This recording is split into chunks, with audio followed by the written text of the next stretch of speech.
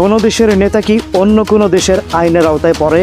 Khamenei হত্যাকাণ্ডের পর new York Times কিন্তু একটা ভয়ঙ্কর প্রশ্ন তুলেছে। প্রশ্নটা হলো কি জানেন? তারা বলেছে এটা কি আত্মরক্ষা নাকি স্রেফ একটা ঠান্ডা মাথার খুন।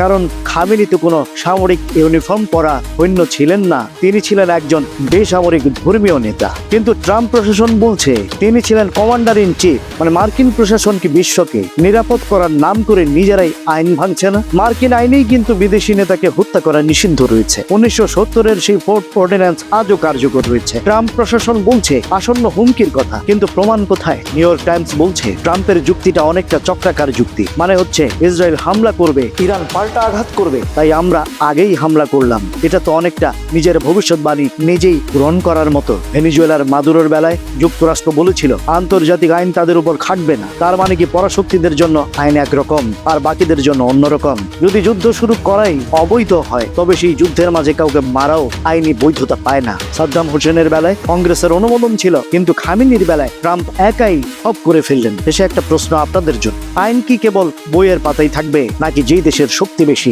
আইন তারই গোলাম হবে? আজ যা খামেনির বেলায় হলো, কাল কি অন্য কোনো দেশের নেতার সঙ্গে তা হতে পারে না?